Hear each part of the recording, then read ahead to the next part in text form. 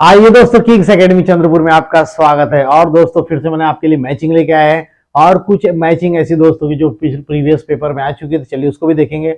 और किसी पैटर्न में, किसी सीरीज में आपको मैं सभी 2 4 5 साल के पेपर में कौन कौन से क्वेश्चन आए मैं उससे आपको रूबरू कराऊंगा।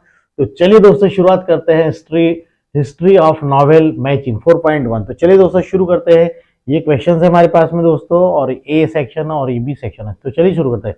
अब फेमस सेटायर मतलब होता है दोस्तों व्यंग। प्रसिद्ध व्यंग कौन सा था? तो अगर हम बात करते तो प्रसिद्ध व्यंग जो था वो था गुलिवर्स ट्रेवल। ठीक है दोस्तों, फेमस सेटायर गुलिवर्स ट्रेवल। ध्यान दीजिए दोस्तों, लिखते चलिए। अगला है फर्स्ट यूरोपियन नॉवेल। देखिए दोस्तों, बारीक बारीक चीज याद रखिए। कभी बोलेगा फर्स्ट यूरोपियन नॉवेल बताओ, first novel of the world बताओ।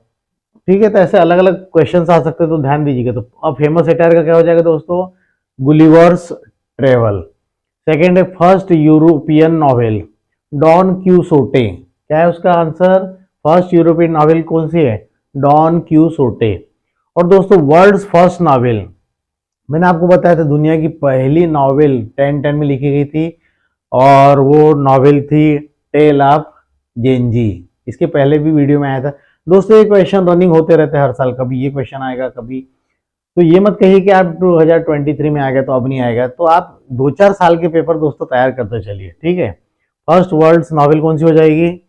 वो हो जाएगी tale of Genji, tale of Genji. Novel based on crime, ऐसी नॉवेल जो क्राइम पर लिखी गई है, क्राइम होता है और उस पर वो जो नॉवेल लिखी गई। तो किसने लिखी थी दोस्तों नॉवेल? Agatha cristae.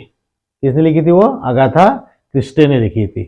चलिए दोस्तों, फर्स्ट साइंस फिक्शन नॉवेल, ऐसी नॉवेल जो फर्स्ट साइंस फिक्शन नॉवेल थी और वो थी किसके द्वारा लिखी गई थी?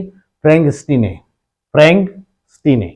और अगला है दोस्तों यूटोपिया। दोस्तों कुछ वर्ड ऐसे होते हैं उसको आपको पढ़ना पड़ेगा, मैं अभी और आपके लिए वीडियो लेके आऊंगा और प्यारे से। तो यहाँ पर यूटोपिया का मतलब होता है एन इमेजिनरी सोसाइटी, एक ऐसी सोसाइटी जो काल्पनिक हो, जो रियल में नहीं होता है। तो उसके लिए एक वर्ड है इंग्लिश में यहाँ पर यूटोपिया। ठीक है, यूटोपियन नॉवेल उसी से बना। तो उसमें क्या होगा दोस्तों?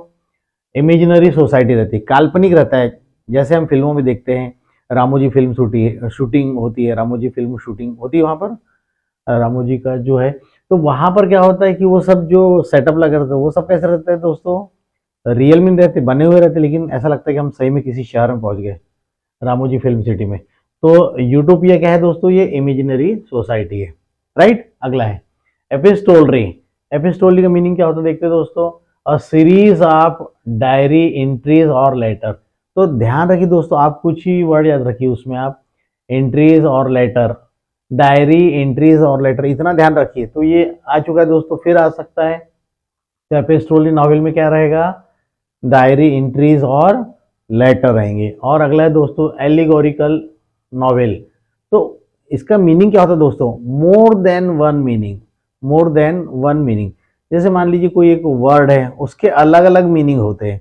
मीन्स एक मीनिंग तो जो लिटरली जो सही है, और दूसरा मीनिंग थोड़ा सा हटके होता है। जैसे बहुत सारी फिल्मों में ड्वेल मीनिंग होते हैं, जैसे बोलते कुछ है और लोग समझते कि ये है और कुछ लोग समझते कि वो मीनिंग है। तो डबल मीनिंग रहते हैं, मल्टीपल मीनिंग रहते हैं। तो दोस्तों एलिगोरिकल मतलब हो जाएगा multiple layer of meaning, right friends. तो दोस्तों इसके बाद में अगला जो वीडियो बनने वाला है मेरा, उसका नाम है ऑड मैन आउट है। उसमें हम आपको कुछ डिफरेंट पैटर्न बताने वाले हैं। तो अभी तक आपने देखा है मैचिंग, देखा है ट्रू एंड फॉल्स, देखा है, और अभी कुछ और चीज़ें बाकी है, वो मैं आपको बहुत जल्दी क्लियर करके देने वाला हूँ।